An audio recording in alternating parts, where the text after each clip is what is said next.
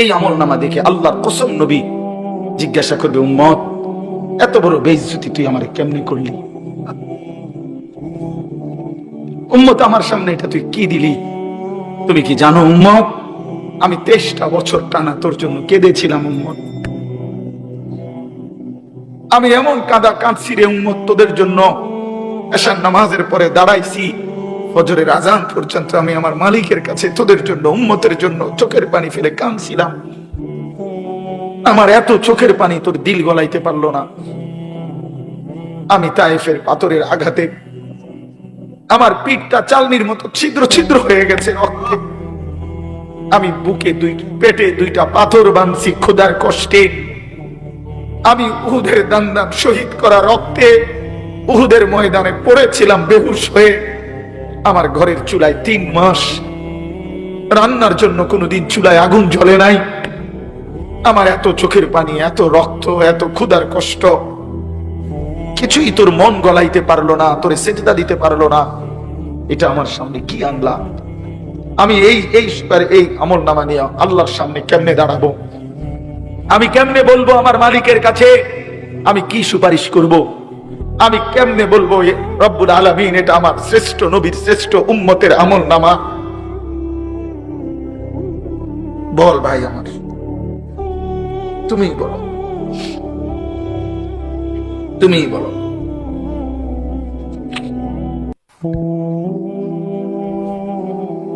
এত বিপুল পরিমাণ মুসলমান আমরা, 92% চাইতে বেশি মুসলমান আমরা, অথচ তারপরেও ইসকনের উগ্র হিন্দু সন্ত্রাসীরা আমার মুসলমান ভাইয়ের জবাই করে ফেলছে, রক্ত লাল করে ফেলছে জমিন। এতটা সাহস এই জমিনে কেমনে হলো? আমাদের ঈমান কোথায়? আমাদের হিম্মত কোথায়? আমাদের আওয়াজ কোথায়? এজন্য দোস্ত আমার, ছেলেরা, এই বন্ধুর কথা মনে রাখো। আর যদি কোনোদিন বলতে নাও পারি, আজ বললাম। যদি সুযোগ না পাই তো একবারই বললাম। ফিলিস্তিনের মুসলমান আজীবন রক্ত দিবে, তুমি আজীবন মোবাইল টিপবা, এটা কোনো জীবনের শেষ কথা না। আল্লাহর নবী সাল্লাল্লাহু আলাইহি সাল্লাম, আল্লাহর কসম বন্ধু, উম্মতের আমল নামা নবীজি সাল্লাল্লাহু আলাইহি সাল্লাম হাশরের ময়দানে দেখবে। নবীজির সামনেও আমল নামা নবী হাতে নিবে, দেখবে। যখন আমল নামা হাতে নিয়ে দেখবে নবী, পৃষ্ঠার পর পৃষ্ঠা ফজরের নামাজ নাই, 5 ওয়াক্ত নামাজ নাই, হালাল রিজিক বলতে কিছু নাই। 30 বছর সুদের টাকা, ঘুষের টাকা, কিস্তির টাকা, 30 বছর ধরে নাচ গান, নাটক, সিনেমা, ঘরে টেলিভিশন, বাজারে টেলিভিশন, স্ত্রী বেপর্দা, ছেলেটা নামাজ পড়ে না, মেয়েটা পর্দা করে না, নিজে বিড়ি সিগারেটের মধ্যে আসক্ত, কারো নামাজ নাই, বন্দিগি নাই, কোরআনের তিলাওয়াত নাই। হাদিসের মধ্যে আছে, একজন বিখ্যাত সাহাবী ছিলেন হযরত মুআজ ইবনে জাবাল রাদিয়াল্লাহু তাআলা আনহু।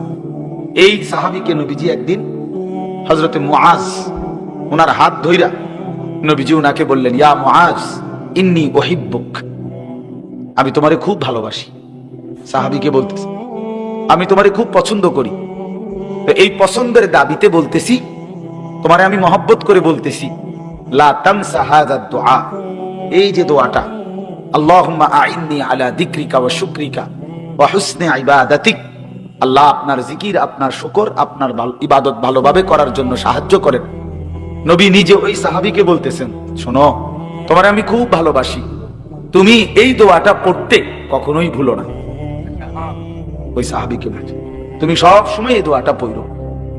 এই তাইলে দেখেন, নবী সাল্লাল্লাহু আলাইহি ওয়াসাল্লাম নিজে আল্লাহ তাআলার কাছে ইবাদতের জন্য সাহায্য চাইতেন। তো এই জন্যই বললাম, আল্লাহর কথা মনোযোগ দিয়ে শুনতে হয়। মসজিদে জুমার বয়ান, 5 ওয়াক্ত নামাজের পরেও যদি ইমাম সাহেব একটু কোনো কথা বলে, জুমার নামাজে যদি বয়ান করে, এরকম মাহফিলের বয়ান, ওলামায়ে কেরামের নসিহত, বিভিন্ন মাদ্রাসার বয়ান, ইসলাহি মজলিসের বয়ান, দাওয়াত ও তাবলীগের সাথীদের বয়ান, কোন আল্লাহ ওয়ালার বয়ান, যখনই করে আল্লাহর কথা বলে, দিল দিয়ে শুনতে হয়, মনোযোগ দিয়ে শুনতে হয়। জনপ্রিয়তা, কারো ব্যক্তিগত একটু খ্যাতি, এগুলো ফালতু বিষয়। জনপ্রিয়তা কোনো মূল বিষয় না। মূল বিষয় হলো আল্লাহর কথার প্রতি মনোযোগী হওয়া। মনে করেন আমারে 1 কোটি মানুষ চিনে, তো আপনার লাভ কি? আমারে চিনলে আপনার লাভ কি? আমি একবার মনে করেন সারা বাংলাদেশের জনপ্রিয়, তো কি আপনার ফায়দা কি? কথা বোঝেন নাই আমার ছেলেরা? তোমরাও বুঝতে শেখো। তোমার ফায়দা কি সেটা বলো। আমারে সারা পৃথিবী চিনলে তোমার লাভ কি? তুমি তোমার ইবাদতের কথা বলো, তোমার নিজের জিন্দেগির কথা বলো। আমারে কে চিনে না চিনে তো তুমি কি করবে? চিনলেই কি না চিনলেই কি? সবাই চিনলে আল্লাহ যদি গ্রহণ না করে তো কুকুরের সমান মর্যাদাও নেই, কুত্তার মর্যাদাও নেই। আল্লাহ গ্রহণ না করবে তো চিনলেই কি আর না চিনলেই কি? কোরআনুল কারীমের মধ্যে 25 জন নবীর নাম আছে, তো নবী রাসূল মোট 25 জন। কথা বলেন না? তো বাকিদের নাম কই?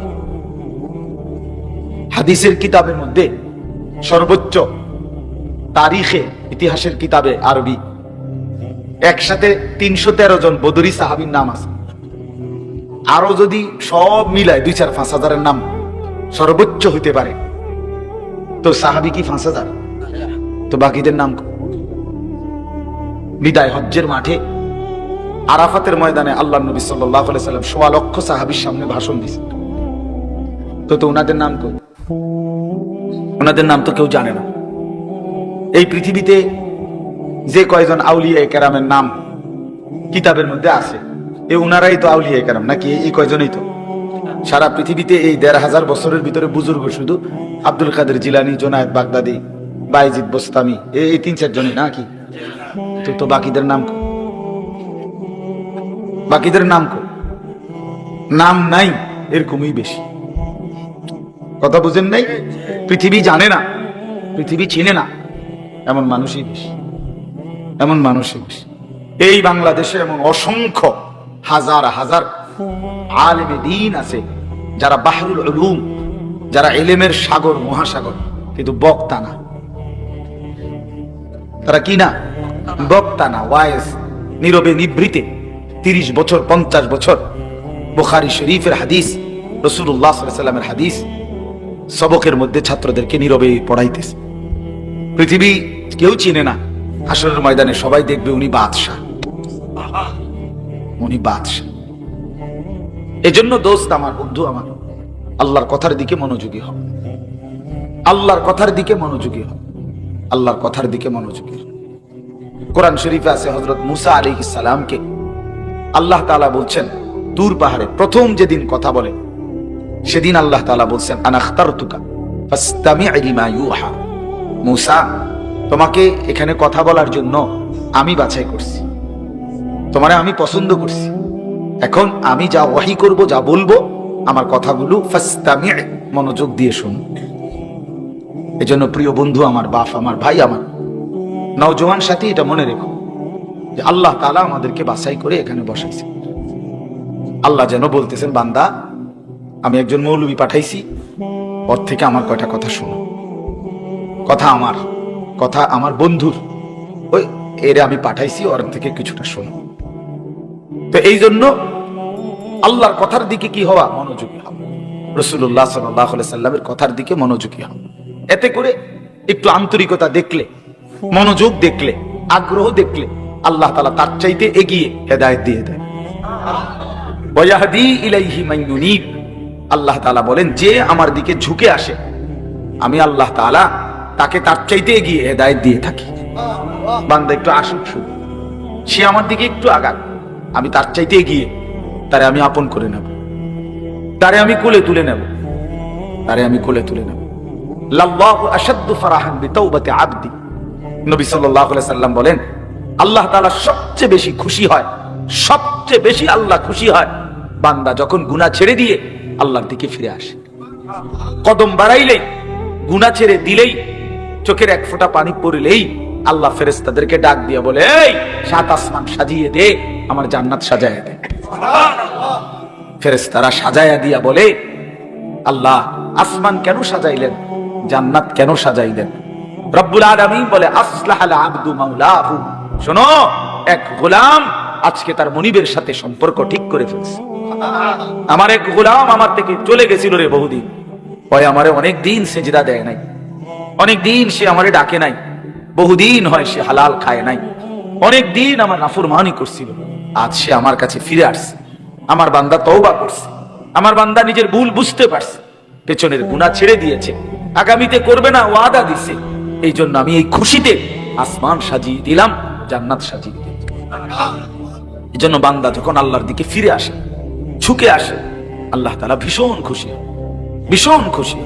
ইন আতাইতানি লাইলান আতাইতুকা লাইলান ওয়া ইন আতাইতানি নাহারান আতাইতুকা নাহারা। হাদিসে কুদসি এটা। আল্লাহ বলে, বান্দা তুমি যদি গুনাহ নিয়ে মাগফিরাতের জন্য রাত গভীরে আসো, আমি মাগফিরাত নিয়ে, রহমত নিয়ে রাত গভীরেই তোমার কাছে আসো। ওয়া ইন আতাইতানি নাহারান আতাইতুকা নাহারান। তুমি যদি দিনের আলোতে আসো মাফ চাইতে, আমি মাগফিরাত নিয়ে দিনের আলোতেই আসো। তুমি আসবে যখন, আমি আসবো ঠিক তখন, ঠিক তখন আমি আসবই তোমার কাছে। আমি আছি বান্দা। ওয়া নাহনু আকরাবু ইলাইহি মিন হাবলিল ওয়ারিদ। আমি তোমার গর্দানের রগ, যেটা ছিঁড়ে গেলে তোমার মৃত্যু, সেই শাহরগ গর্দানের রগ, এর চাইতেও আমি তোমার কাছে। তুমি একটা ডাক দাও, আমার আরশ আজিম নড়ে উঠবে। ফাইজা সাআলাকা ইবাদি আন্নী ফাইন্নী করিব। আল্লাহ বলে, আমার বান্দা যখন আমার কাছে কিছু চায়, আমারে ডাক দেয়, হাত পাতে, আমি আল্লাহ একদম কাছে। উজিবু দাওয়াতাদ দাঈ ইযা দাআনি। বান্দা যখনই ডাক দেয়, আমি তখনই তার ডাকে সাড়া দেই, সাড়া দেই। জিন্দেগীর সব প্রয়োজন আল্লাহর কাছ থেকেই চাওয়া উচিত। দুর্ভাগ্য এক জাতি আমরা এমন মুসলমান হয়ে গেলাম যারা নিজেদের কোনো প্রয়োজনে আল্লাহর কাছে চাওয়ার অভ্যাস আমাদের নাই। আল্লাহর কাছে চাওয়ার অভ্যাস খুব কম, খুব কম। দোয়া করার মানসিকতাই আপনাদের মধ্যে কম। ওই শুধু ড্রাইভার টোকায়, ড্রাইভার মানে হুজুর, হুজুর, কেবল হুজুর টোয়া, হুজুর দিয়া দোয়া করানো, হুজুর দিয়া। আরে ভাই, হুজুর দিয়ে দোয়া করানো নিষেধ না। হুজুর দোয়া করবে ঠিক আছে, কিন্তু নিজের আহাজারি, নিজের চোখের পানি, নিজের কান্না, নিজের আরজি নিজেই আল্লাহর কাছে পেশ করা উচিত। বান্দার কাকুতি মিনতি আল্লাহর খুব পছন্দ, আল্লাহর খুব পছন্দ, আল্লাহ তাআলার খুব পছন্দ। হাদিসে আছে বুখারীতে, ফাওয়াল্লাহি লা ইয়ামাল্লাল্লাহু হাত্তা তামাল্লু। নবীজি বলছেন, আল্লাহর কসম উম্মত, তোমরা চাইতে চাইতে আল্লাহর কাছে ক্লান্ত হয়ে যাবে, কিন্তু রব্বে করিম দিতে দিতে একবারও ক্লান্ত হবেন না। সুবহানাল্লাহ। লা ইয়ামাল্লাল্লাহ, তিনি ক্লান্ত হবেন। তুমি চাও বান্দা, বারবার বলো, বারবার বলো। এজন্য বাপ নিজেদের সব প্রয়োজন আল্লাহর কাছে বলবেন। রাসূলুল্লাহ সাল্লাল্লাহু আলাইহি সাল্লাম বলছেন, হাত্তা শিরাকানা আলাই, তোমার জুতার স্যান্ডেলের যে ফিতা, স্যান্ডেলের ফিতাটাও যদি ছিঁড়ে যায়, তাহলে সেটাও তুমি আল্লাহর কাছে বলো। স্যান্ডেলের ফিতাটা ছিঁড়ে গেল, আল্লাহকে জানাও, মাওলা আমার একটা ছোট্ট মুসিবত হয়ে গেছে, আমার ফিতাটা স্যান্ডেলের ছিঁড়ে গেছে। এরে ভাইয়া, এইখানে এটা বুঝবেন না, বাংলাদেশের মাটি তো স্বাভাবিক, এই সময় স্যান্ডেলের ফিতা ছিঁড়ে গেলে তেমন অসুবিধা না, কিন্তু আরাফাতের ময়দানে স্যান্ডেলের ফিতাটা ছিঁড়ে গেলে তাই টের পাওয়া যাবে স্যান্ডেল কারে কয় আর ফিতা কারে কয়। বুঝেন নাই? হ্যাঁ, মসজিদে হারাম থেকে হোটেলে যাইবার সময় যদি স্যান্ডেল হারায় যায়, তখন বোঝা যায় স্যান্ডেল কত দাম, স্যান্ডেল কত দাম। মনে হবে যেন পায়ের তালুটা পুড়ে গেছে, এত গরম, এত গরম। এই জন্য আল্লাহ তাআলা বান্দার ছোট থেকে ছোট বিষয়েও রাসূলুল্লাহ সাল্লাল্লাহু আলাইহি সাল্লাম সবক দিবেন আল্লাহর কাছে চাইতে। তো ঠিক আছে, আমি মূল কথাটা এটাই বলতে চাইছিলাম যে মনোযোগ চাই, আন্তরিকতা দরকার। এই যে মোবাইলটা আসলে নিষেধ করার মূল কারণ এটা, মানে মোবাইলটা হাতে থাকলে দিল বসে না, মনোযোগ আসে না, এটা আমার অভিজ্ঞতা। অর্থাৎ এটা যতক্ষণ হাতে থাকে, রেকর্ডের জন্যই হোক, ভালো, আমার বয়ানই রেকর্ড করবে, কিন্তু এতে ক্ষতি হয়। অর্থাৎ তার দিলের মধ্যে শুধু এটাই থাকে যে মোবাইলে উঠতেছে কিনা, তো এটা তখন আর তার নিজের জন্য অন্তরে আল্লাহর কথা বসে না, দিল জমে না। আরেকটা বড় ক্ষতি হয় কি, বড় ক্ষতি হলো ঠিক বরাবর পিছনে ডানে বামে যারা, তাদেরও নজর ওইটার দিকে পড়ে, তাহলে ওই বেচারারও কি বসে না, দিল বসে, অনেক ক্ষতি হয়। এই জন্য এইটুকু সময়, 1 ঘন্টা হোক, অল্প সময় হোক, যদি নিজেকে মোবাইল থেকে আলাদা করে আল্লাহর কথা দিল দিয়ে শোনা যায়, এই ছেলেদের মধ্য থেকেই, এই মানুষগুলোর মধ্য থেকেই ধীরে ধীরে আল্লাহ তাআলা অসংখ্য মানুষকে পরিবর্তন করে দিবেন।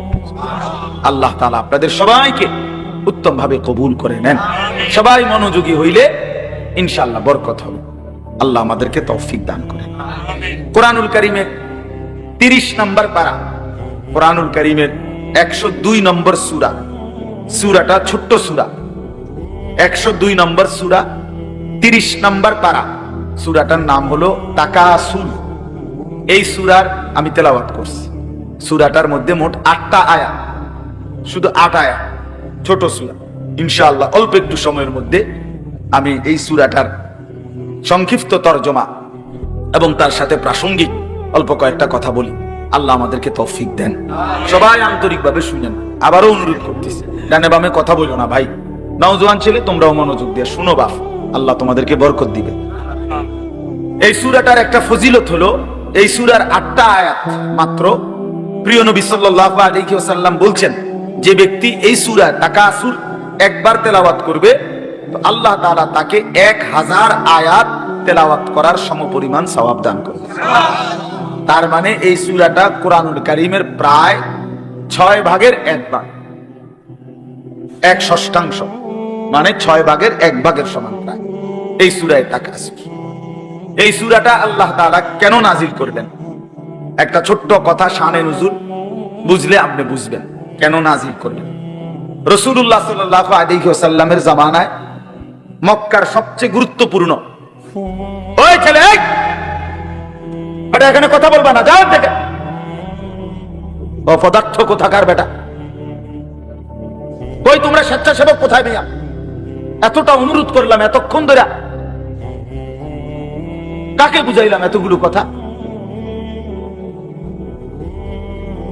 তোমরা সবগুলো ছেলে যারা স্বেচ্ছাসেবকের কার্ড লাগাইছো, ভাই তোমরা দায়িত্ব পালন করো, সওয়াব হবে তোমাদের এটা।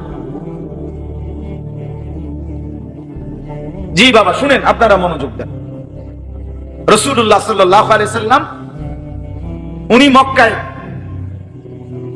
থাকাকালীন মক্কার সবচেয়ে বড় গোত্রের নাম ছিল কুরাইশ। এটা আপনারা জানেন কিনা? নবীজির বংশই হলো কি এই কুরাইশ বংশ। তো এটা হলো মূল বংশের মূল গোড়া, একটা বড় গোড়া। বাকি এর অধীনে আরো ছোট ছোট গোত্র ছিল, শাখা। কথা বুঝছেন? আমার দাদা ধরেন মূল ছিল আমগো বাড়ি, তো এখন দাদার বাপ চাচারা 4 জন, মানে আমার দাদার ছেলে। তো এখন ওনাদেরও সংসার বড় হয়ে যাওয়াতে, বা আমার জ্যাডার বাড়িও একটা নামে পরিচিত, আমগো বাড়িও একটা নামে পরিচিত, এমন হয় না? আলগা আলগা হয়ে গেছে এখন বড় ফ্যামিলি। জ্যাডারও মনে করেন 6-7 জন সন্তান, তাদের ছেলে পেলে নাতি নাতনি মিল্লা, তারা এক বাড়ি, আমরা এক বাড়ি, কিন্তু যদিও আমার দাদার বংশ আমরা এরকম আর কি। তো কুরাইশের অনেক শাখা গোত্র ছিল, কুরাইশের অধীনে আবার ছোট ছোট গোত্র। এদের একটা অভ্যাস ছিল, এরা প্রতিনিয়ত অবসর হইলেই তারা নিজেদের মধ্যে তর্ক বিতর্ক করত, নিজেদের অর্থ সম্পদ ক্ষমতা প্রভাব প্রতিপত্তি সন্তানাদি বংশধর কার কদ্দুর বেশি দুনিয়ার ফুটাঙ্গিরি এগুলা নিয়ে মাতব্বরি করত, অহংকার করতে আর বলতো, হিসাব দিত, আমার চাচা এই, আমার স্বাস্থ্য ভাই একজন ডিসি, একজন এসপি, একজন হেই, আমরা বলে না এরকম মানুষ। অর্থাৎ এই এরা আপনার গর্ব অহংকার করত, সম্পদ নিয়ে বংশধর নিয়ে নিজেদের ক্ষমতা প্রভাব প্রতিপত্তি নিয়ে হিসাব দিত যে আমার এই আমার এই আমার এই। তো আরেক গোত্রের লগে যার লগে তর্ক করতো তারাও বলতো বেটা আমগো ইতান আছে, আমগো এই আমগো এই, এইগুলা তারাও বলতো। এর মধ্যে এক দুইটা গোত্র ছিল, বনু আব্দে মানাফ কুরাইশের একটা শাখা গোত্র, আরেকটা হলো বনু সাহাম, এরাও একটা শাখা গোত্র। এই দুই গোত্রের লোকদের মধ্যে একদিন তুমুল এই নিয়ে তর্ক লাগছে, ভীষণ তর্ক। এই দুনো গোত্রই নিজেদের বংশ গরিমা, অর্থ সম্পদের হিসাব, বিভিন্ন যুদ্ধে এক একজনের এক এক যোদ্ধাদের অবদান এবং নিজেদের শৌর্য বীর্য অহংকার বংশধর এগুলো বলতেছিল, বারবার শুনাইতেছে আর কি। হেরাও কইতেছে, বনু সাহাম বনু আব্দে মানাফ, দোনো পক্ষ বলতে বলতে অবস্থা দাঁড়াইছে এই, ওই বনু সাহাম গোত্র যারা, তারা দেখছে যে হিসাবে বনু আব্দে মানাফের সংখ্যা বাইরে গেছে, মানে বেশি হয়ে গেছে। এগো যা যা নাম দাম যা কইছে, যার যে ক্ষমতা যার যে অবস্থা, এতে করে এরা কমে যাইতেছে, হারিয়া যাইতেছে। কারা? বনু সাহাম গোত্র। তো এরা করছে কি, তখন এই বনু সাহাম গোত্র যখন দেখতেছে হেরে যাচ্ছে ওদের থেকে, এইবার তারার আর জীবিত লোক যারা, তারার আর হিসাব দিয়া পারতেছে না, মানে হেরার লগে কুলাইতেছে না। তো হেরা বলতেছে দিগাও কই? কবরস্থানে আসো। কই আসো? কবরস্থানে আসো। হ্যাঁ বেটা, কবরস্থানে। মরে গেলে কিছে? আমরা মরা গুলোর হিসাব নয়। এবার আমার যে চাচা মারা গেছে কি আসছিল জানো নি বেটা? যেটা কি আসছিল এই গেছে এবার কোথায়? কবরস্থানে গেছে। মানে মরা মানুষ সহ যে বেচারা মরে গেছে তারও শান্তি নাই। এইবার সে কবরস্থানে তার আগে মানে দেখাইয়া মৃত মানুষদের হিসাব দিয়া নিজেদের বড়াই করতে শুরু করছে। কথা বুঝছেন কিনা বলে? অথচ জীবিত শেষ করে শেষ করার জন্য সহজ। প্রিয় ভাই, তোমরা যারা স্কুলে পড়ো, কলেজে পড়ো, বন্ধু আমার, তোমাদের যতগুলো বই পড়ছো তার চাইতেও কোরআন সহজ। কোরআন সহজ। কোরআনুল কারীম তোমার বাংলা, অঙ্ক, ইংরেজি, পদার্থ, জীববিজ্ঞান বইয়ের চাইতেও সহজ। সহজ বুঝার জন্য আল্লাহ তাআলা সহজ করে দিয়েছে। ওয়ালাকাদ ইয়াসসারনাল কুরআনা লিযিকর ফাহাল মিন মুদ্দাকির। আল্লাহ তাআলা বলে, বান্দা শুনো, আমি অবশ্যই কোরআনকে বুঝার জন্য, শেখার জন্য, পড়ার জন্য, তেলাওয়াতের জন্য, তাফসীরের জন্য, ব্যাখ্যার জন্য, এমনকি আমল করার জন্য আমি আল্লাহ কোরআনুল কারীমকে সহজ করে দিয়েছি। ফাহাল মিন মুদ্দাকির, কে আছো উপদেশ গ্রহণকারী, আমার কোরআন থেকে কিছু নিবা। আল্লাহ ডাক, ও মালিক যেন ফেরিওয়ালা কুদরতি ভাবে আল্লাহ যেন ডাক দিচ্ছে, বান্দা এই আমি এক কোরআন নাজিল করেছি, 23 বছরে আমার বন্ধুর কাছে তোমাদের জন্য সব কিছু বলে দিয়েছি, একদম সহজও করে দিয়েছি। কে আছো তোমরা এখান থেকে উপদেশ নিবা? কে আছো তোমরা এখান থেকে জিন্দেগি গঠন করবা? কে আছো এখান থেকে জীবনের পুঁজি নিবা? কে আছো এখান থেকে দুনিয়ার কর্তব্য বুঝে নিবা, আখিরাতের দায়িত্ব বুঝে নিবা? আল্লাহ যেন ডাকতেছে, ফাহাল মিন মুদ্দাকির, কে আছো তোমরা? কে আছো? আসো। কোরআনুল কারীমে বন্ধু, ইয়া আইয়ুহাল্লাযীনা আমানু, হে ঈমানদারগণ, হে ঈমানদারগণ, হে মুমিনগণ, আল্লাহর কসম বাপ 89 বার, 8, 9, 89, মোট 89 বার আল্লাহ তাআলা আমাদেরকে ডাক দিয়েছেন, হে মুমিনগণ, হে মুমিনগণ, হে ঈমানদার। আচ্ছা, একটা বার ইনসাফের সাথে যুবক ভাই তুমি ভাবো, আর কতবার ডাকলে তোমার মালিক তুমি নামাজ পড়তে? 89 বার তোমার মালিক তোমারে ডাকছে, আর কতবার বললে তুমি সেজদা দিতা? হায় আফসোস। 80 বারের চাইতে বেশি বার আল্লাহ তাআলা বলছে, আকিমুস সালাহ, আকিমুস সালাহ, আকিমুস সালাহ, নামাজ পড়ো, নামাজ পড়ো, নামাজ পড়ো, নামাজ পড়ো, নামাজ পড়ো, নামাজ পড়ো। আর কতবার বললে বন্ধু নামাজ পড়তেন?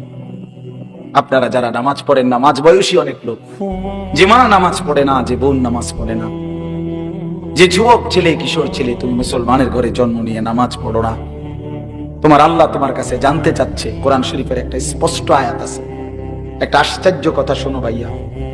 কোরআন শরীফে 29 নম্বর পারায় একটা সূরা আছে, সূরা মুরসালাত।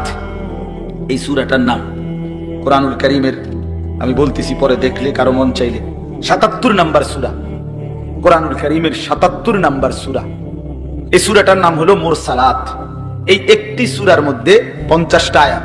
ওই সূরাটা, এই 50টা আয়াতের মধ্যে আল্লাহ তাআলা 10 বার, মানে 10টি আয়াত 10 বার একটা কথা বলছে, বারবার একই কথা 10 বার বলছে এক সূরাতে।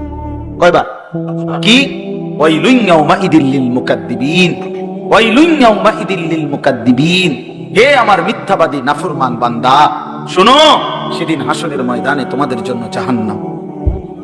এই কথাটা 10 বার বলছে এক সূরাতে।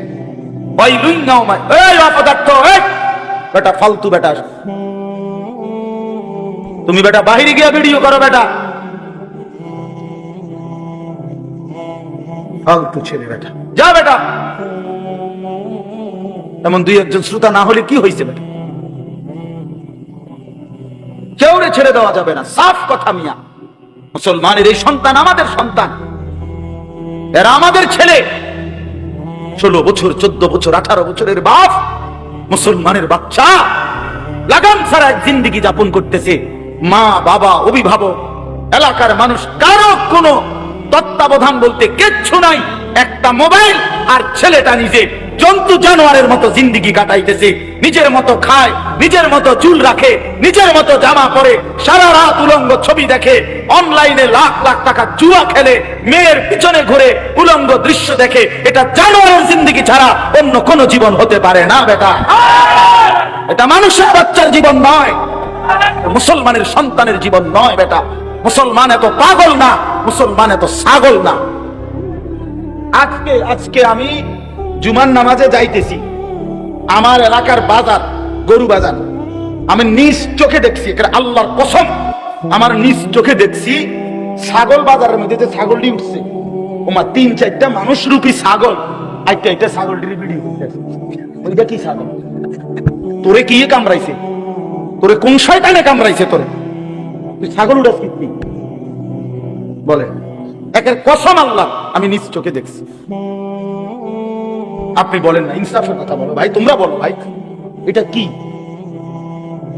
গরু বাজারের ছাগল এগুলো, তুই ছাগল, তুমি এক ছাগল না? তুমি এগুলো কেন উঠাচ্ছ? এতটুকু এহসাস, এতটুকু বিবেক তো থাকবে। আমি কি করছি? আমি কি করছি সারাটা দিন? এটা কি জীবন মিয়া?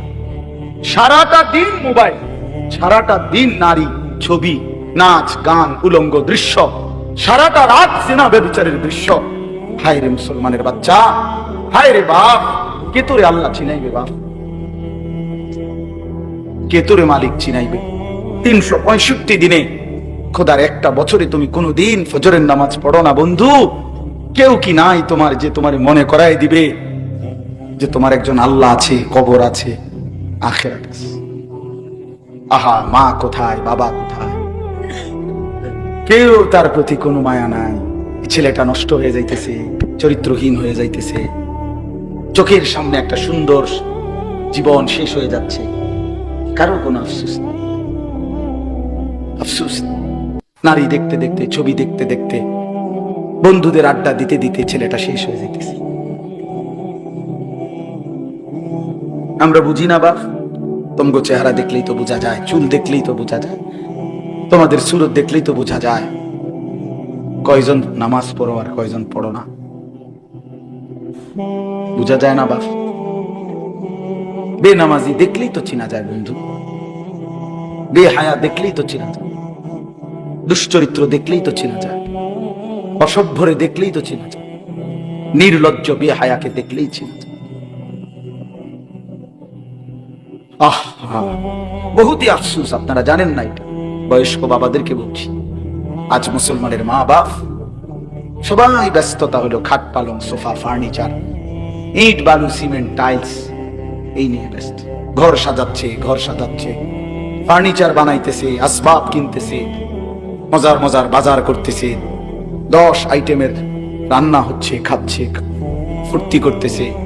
বাকি টাইম কেউ, বয়স্ক চাচারা চা দোকানে টেলিভিশন, মা বোনরা ঘরের মধ্যে টেলিভিশন, আর মুসলমানের সন্তান প্রত্যেকে একটা একটা মোবাইল নিয়ে অবসর কাটাইতেছে। খালাস, এরই নাম মুসলমান? এটাই মুসলমানের মহল্লা? এটাই আমাদের জিন্দেগি? এখানেই শেষ আমরা? তো বলতেছিলাম, আল্লাহ তাআলা বলছে, বান্দা ফাবিআইয়ি হাদিসিন বাদাহু ইউমিনুন। এই কথাটা বলতেছিলাম যে এই সূরা মুরসালাতের মধ্যে আল্লাহ তাআলা 10 বার বলছে, ওয়াইলুন ইয়াউমাইদিল লিল মুকাদ্দিবিন, তোমরা যারা মিথ্যাবাদী, নাফরমান, পাপী, শোনো তোমাদের জন্য সেদিন জাহান্নাম।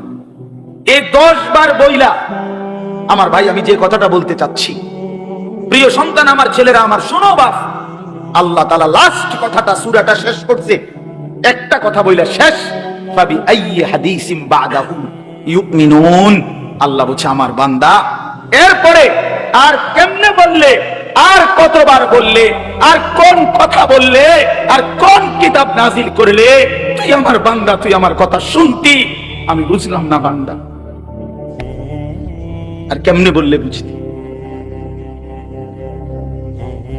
89 বার ডাক দিয়েও তোর কলিজাটা নরম করতে পারলাম না, 80 বারের চাইতে বেশি বার নামাজের কথা বলেও তোর দিল নরম করতে পারলাম না।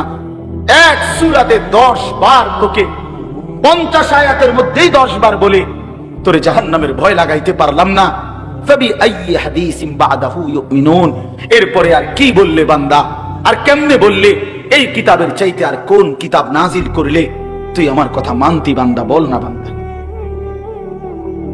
বলো। ছেলের একটা ছেলে বলো বাপ, একজন ছেলে বলো দোস্ত, তোমার মালিক আর কতবার বললে তুমি নামাজ পড়তা? এই কোরআনের চাইতে দামি আর কোন কিতাব নাজিল করলে তুমি নামাজ পড়তা? এর চাইতে উত্তম এত কতবার বললে?